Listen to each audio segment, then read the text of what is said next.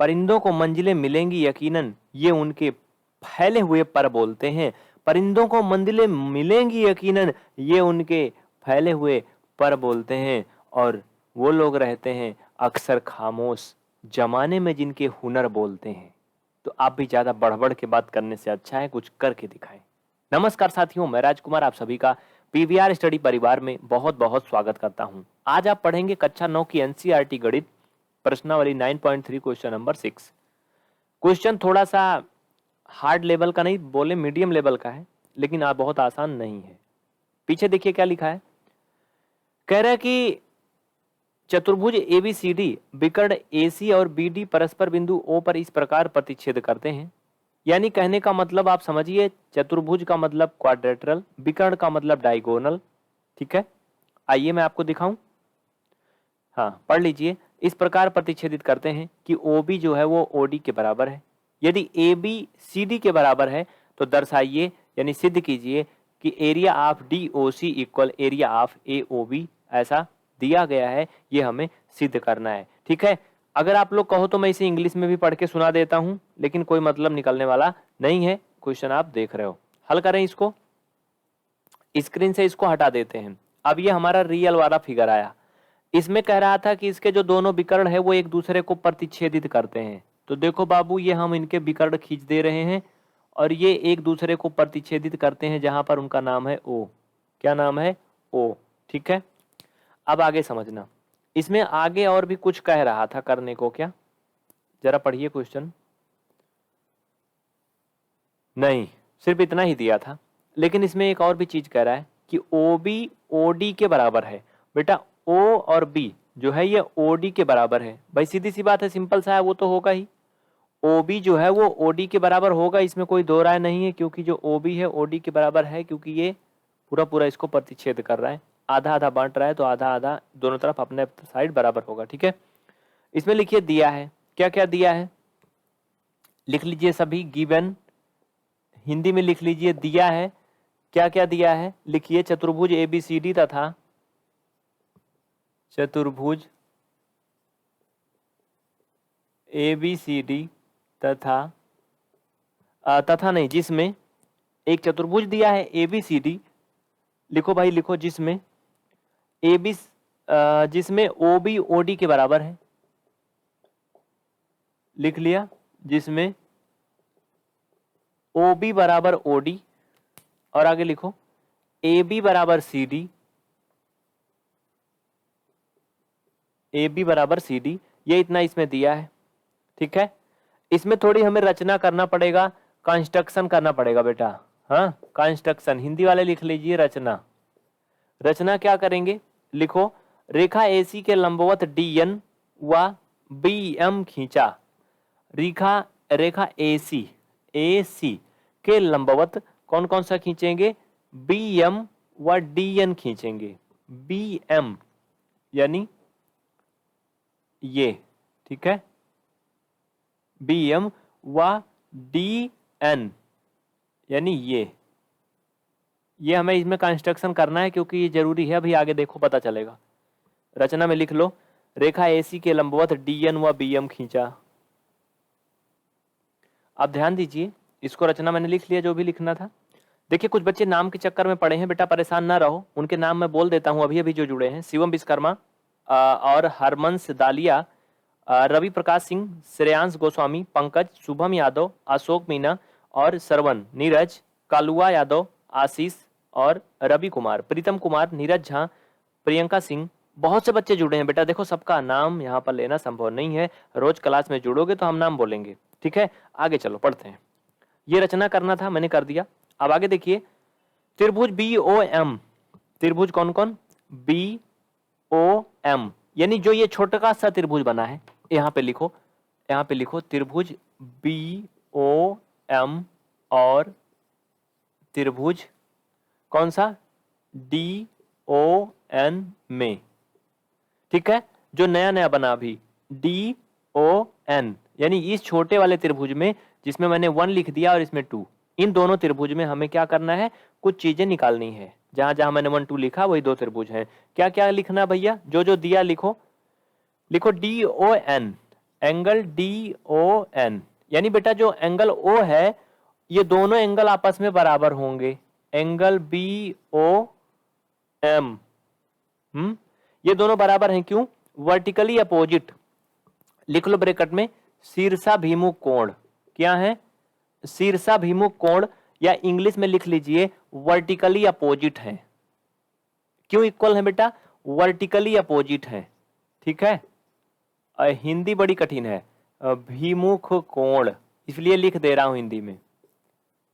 English वाले लिख लेंगे वर्टिकली अपोजिट, इसलिए ये इक्वल है, ठीक है बेटा। इसमें किसी को कोई दिक्कत नहीं। एंगल एन लिखो, एंगल एन इक्वल एंगल यम। ये यन और यम बराबर क्यों है भैया? लिखो ईच 90 डिग्री, ईच 90 डिग्री लिख लो, प्रत्येक समकोण है, यानी क्या है? 90 अंश के हैं। यन और यम दोनों क्या है भाई? ये दोनों क्या है? 90-90 अंश के हैं। डन, आगे बढ़े। इसमें और भी कुछ है, वो क्या है? लिखो डी ओ बराबर बी ओ, डी ओ बराबर बी ओ। क्यों है बेटा? ये गिवन, ये दिया है, हिंदी में लिख लीजिए दिया है, मुंह से भी बोल रहा हूं ना, सुनते जाओ, कोई दिक्कत नहीं ना। चलो इतना ठीक है। अब आगे समझते चलिए, जो एंगल डी ओ एन है और B O M, D O N और बी ओ एम, ये दोनों सर्वांगसम हो गए। कैसे? ए ए एस से, लिखो नीचे यहां पे लिखो, इसलिए त्रिभुज D O N, D O N, ये दोनों क्या है? सर्वांगसम है। कौन कौन? B O M. ओके, कैसे? भाई देखो, एंगल साइड प्रॉपर्टी से, ए ए एस, ठीक है। कोण भुजा प्रॉपर्टी से, ठीक है। ये दोनों क्या हो गए? सर्वांगसम हो गए। अब आगे देखते जाओ, अगर ये दोनों सर्वांगसम हो गए बेटा, ये दोनों सर्वांगसम हो गए, तो इसमें से अभी और एक चिंगारी निकलेगी।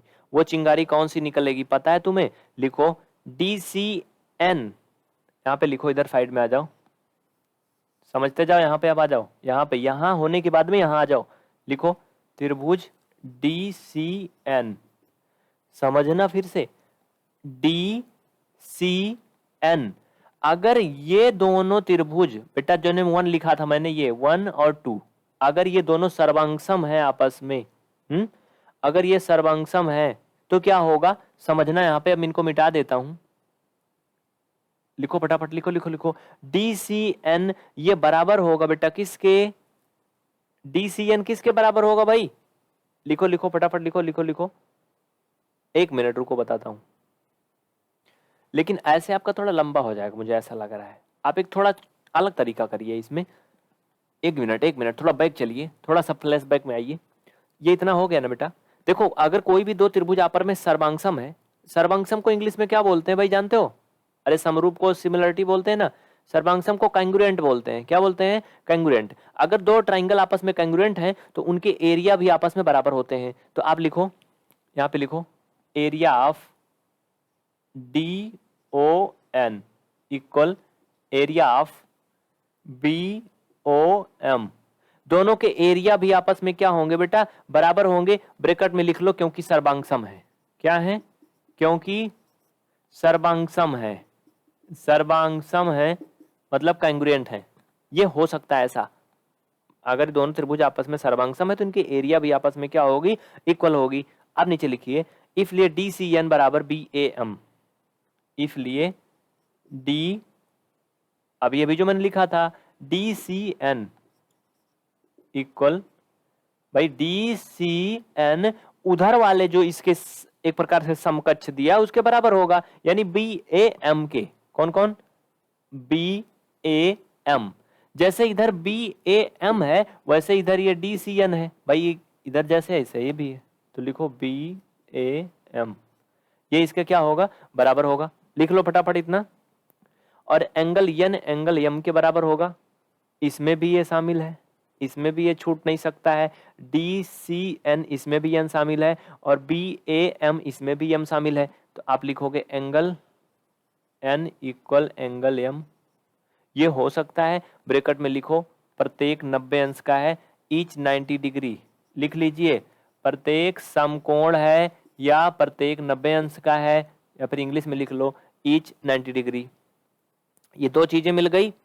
आगे देखते जाओ। अभी सी डी ए बी के बराबर होगा। कौन? सी डी ए बी ये बराबर होगा। ये दोनों काहे को बराबर होगा भाई? ऐसी कौन सी मुसीबत है? लिखो, मैं बताता हूं। सी डी ए बी के बराबर होगा। लिखो लिखो लिखो, फटाफट लिखो। C D equal A B. जल्दी करो जल्दी करो, अभी मैं सब कारण लिखवाता चल रहा हूं। आगे बढ़े। इसमें कोई दिक्कत, किसी को कोई डाउट नहीं ना? देखो बेटा, सी डी ए बी के बराबर होगा। बराबर क्यों होगा? क्योंकि दिया है। दिया कैसे है? अगर आप ए बी सी डी को एक समांतर चतुर्भुज मान रहे हो, तब भी समांतर चतुर्भुज की जो भुजाएं होती हैं, आमने सामने की भुजाएं क्या होती हैं? आपस में बराबर और समांतर होती है ना। तो एक तो ये तरीका हो सकता है, ये रीजन हो सकता है कि सी डी ए बी के बराबर है। दूसरा रीजन ये भी हो सकता है कि जो बीच में ये हमने डी और एन का जो कंस्ट्रक्शन किया था, ये एक समकोण त्रिभुज बना रहा है ना, इस पे एन पर बना रहा है ना। तो इसके आधार पर अगर ये लंब है, ये आधार है, तो ये क्या है? कर्ण है, हाइपोटेनियस है। वैसे इसमें भी क्या है? ए बी हाइपोटेनियस है। और अगर दोनों त्रिभुज आपस में सर्वांगसम है, तो इनकी भुजाएं भी क्या होंगी? आपस में बराबर होंगी। सिंपल सी बात है, हाइपोटेनियस इसके हाइपोटेनियस यानी कर्ण के बराबर होगी। तो ये दो कारणों से ये बराबर हो सकती है। ठीक है, इतना दिक्कत नहीं कोई। अब देखिए, डी एन जो है वो बी एम के बराबर होगा। डी एन ये बराबर होगा बी एम के, यानी इसमें का जो डी एन है वो इसमें के बी एम के बराबर होगा। क्यों बराबर होगा? क्योंकि अभी अभी हमने इनको क्या किया है? सर्वांगसम सिद्ध किया है। लिखिए, चूंकि डी ओ एन सर्वांगसम है। लिख लिए, आगे बढ़े। चलिए, तो बेटा इस तरह से डी एन जो है वो बी एम के बराबर हो जाएगा। बराबर क्यों हो जाएगा? क्योंकि दोनों क्या है? कांग्रुएंस है, आपस में सर्वांगसम है। तो सीपीसीटी से, ये सीपीसीटी का मतलब congruent part of corresponding part of congruent triangle. CPCT का ये मतलब होता है corresponding part of congruent triangle. जो आपने पढ़ा था कॉन्सेप्ट, उसके अनुसार डी एन बी एम के बराबर होगा। यानी जो दो सर्वांगसम त्रिभुज हैं आपस में, उनकी जो संगत भुजाएं होती हैं वो हमेशा बराबर होती हैं।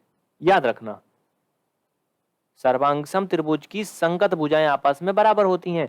और अगर ये त्रिभुज, ये जहां मैं हाथ रख रहा हूं, ये दोनों अगर आपस में, ये दोनों क्या है बेटा? सर्वांगसम है। तो इनकी जो संगत भुजाएं हैं, मतलब उसकी साइड की, या एक प्रकार से बात करें उसके लेवल की भुजाएं आपस में क्या होंगी? बराबर होंगी। करस्पॉन्डिंग संगत का मतलब ऐसे समझ लो, जैसे भारत देश के जो प्रधानमंत्री जी हैं, और अगर बात करें श्रीलंका जी के देश के प्रधानमंत्री जी के, क्या है? बराबर।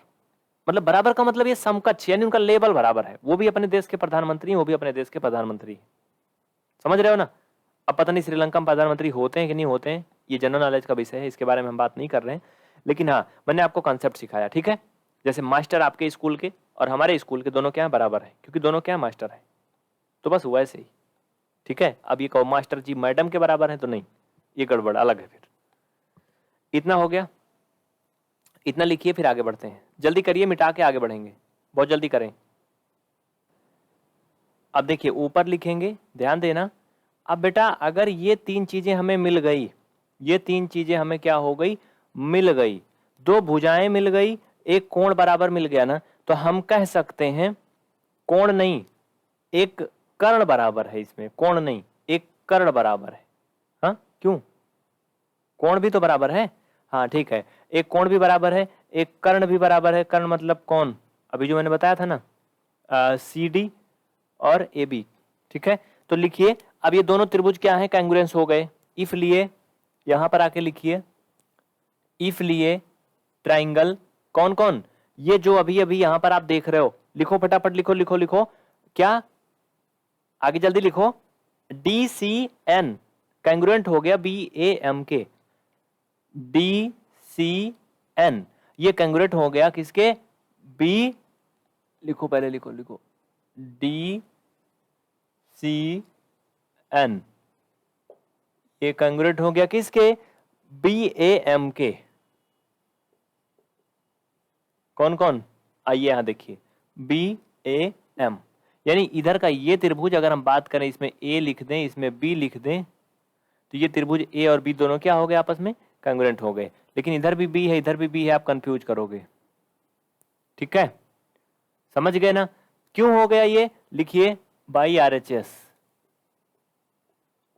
अब RHS आप लोग जानते हो ना, ये सब पढ़े होगे। देखो ये जो लोगों ने कंसेप्ट नहीं पढ़ा उन्हें समझ में नहीं आएगा, इसलिए आपको परमीय आनी चाहिए। इसके पहले जो परमीय सिखाई गई हैं कक्षा 7 में, कक्षा 8 में जो मैथ आप पढ़े हो आपको आनी चाहिए। नहीं आती हैं तो आप उसे फिर पढ़ लीजिए, बेसिक सीख लीजिए। चलिए इतना हो गया, आगे बढ़ें। अब यहाँ पे क्या करोगे इसके बाद में, यहाँ पे लिखो इसलिए एरिया ऑफ, लिखो area of triangle DCN equal BAM, DCN equal area of BAM। ये हो गया आपका equation number second. Equation number first अभी आपका बना था कहाँ, जब हम DON को BOM के बराबर करे थे, वो इक्वेशन नंबर फर्स्ट था, आप लोग लिख लीजिए। ठीक है बेटा, हाँ कोई दिक्कत नहीं ना किसी को? आगे चलें, सब कुछ चल रहा ना सही, मस्त है। चलो कभी कभी थोड़ा बहुत अटक रहा होगा। हाँ कमेंट सबका दिख रहा है बेटा, कमेंट सबका दिख रहा है, नाम बोलूंगा फटाफट, अभी टेंशन मत लो। चलो आगे बढ़ो आगे बढ़ो आगे बढ़ो, ब्रैकेट में लिख लो चाहे तो, क्योंकि सर्वांगसम त्रिभुज का क्षेत्रफल बराबर होता है, इसमें लिख लो, क्योंकि सर्वांगसम त्रिभुज का क्षेत्रफल बराबर होता है, क्योंकि सर्वांगसम त्रिभुज का क्षेत्रफल बराबर होता है, इसलिए दोनों क्या हो जाएंगे, बराबर हो जाएंगे। ठीक है, कोई दिक्कत नहीं ना? अब नीचे लिखो समीकरण 1 व समीकरण 2 से, इक्वेशन नंबर फर्स्ट और सेकंड से। इक्वेशन नंबर सेकंड ये है, कुछ लोग कंफ्यूज होंगे कि इक्वेशन नंबर फर्स्ट कहाँ गया, एक मिनट रुको मैं बताता हूँ। इक्वेशन नंबर फर्स्ट लिखो DON बराबर BOM था, यहाँ साइड में लिखवा दे रहा हूँ, इसको इसमें नहीं लिखना, समझने के लिए लिखवा दे रहा हूँ। दिख रहा ना बेटा ऊपर, लिखो area of DON, area of DON equal area of BOM। ये फर्स्ट नंबर इक्वेशन था, अभी आप लिखे थे, अगर नहीं लिखे हो तो उसमें इक्वेशन नंबर फर्स्ट डाल दीजिए। ठीक है, ये पहला इक्वेशन था। तो बेटा नीचे लिखो इक्वेशन नंबर फर्स्ट और सेकंड से। देखिए कुछ बच्चे बहुत परेशान है कमेंट के चक्कर में, भाई क्या चाहते हो यार, हाँ पढ़ाई कर लो बबुआ, हाँ पढ़ाई कर लो। श्रेया दक्षवानी और कौन है, TM खान, हरमंस, शिवम विश्वकर्मा, आयुष यादव, बेटा पढ़ाई कर लो। पंकज, नरेंद्र सिंह तोमर, क्या नाम है इनका, अशोक मीना, कमेंट आ रहा, पढ़ लो बेटा पढ़ लो। लिखो equation number first and second को जोड़ने पर, equation number first plus equation number second दोनों को जोड़ दीजिए, फटाफट जोड़िए। लिखो बेटा DON प्लस DCN। ठीक है, DON DCN, अब कहोगे ये काहे जुड़ रहा है, भाई सीधी सी बात है, DON इसका दाहिना बायां पक्ष है और इसका बायां पक्ष DCN है, तो DON पहले समीकरण से लिया और DCN दूसरे समीकरण से लिया, ये बायां पक्ष था, दोनों का जोड़ दिया। अब इसका दाहिना पक्ष है BOM, इसका बाएं, कहाँ गए बे निकल, ये हाँ क्या है BAM, दोनों जोड़ दिया, बस हो गया, यही तो जोड़ना था, लेकिन ये आंसर नहीं लाना था, फिर क्या करोगे, आओ DON, D इधर है ON, और कौन जुड़ा है DCN, DCN, यानी अगर हम भैया इनको जोड़ेंगे बेटा और इनको जोड़ेंगे तो एक बड़का त्रिभुज बन रहा है कि नहीं, बन रहा है कि नहीं, DON और DCN, DCN इनको जोड़ेंगे तो बड़का वाला बन रही ना है, DOC बन रहा है ना कुछ की। हाँ तो लिखो एरिया ऑफ DOC इक्वल, इसी तरह से एरिया ऑफ AOB हो जाएगा। हाँ भाई BOM BAM, BOM और BAM इनको जोड़ेंगे तो ये BAO या फिर OBA बन जाएगा ना, बन जाएगा, या AOB बन जाएगा। ठीक है, हो गया। ये आपका इक्वेशन इतना प्रूव करना था ना। इसमें कितने पार्ट थे, पहला पार्ट हो गया अभी तक, इसमें 3 पार्ट है, बहुत लंबा है यार। चलो ठीक है, फटाफट कर लो, लिख लीजिए, स्क्रीनशॉट लीजिए, आपका पहला पार्ट हो गया इसमें का। बहुत जल्दी करिए, बहुत आसान नहीं है, बहुत लंबा है ये थोड़ा सा। चलो अगला।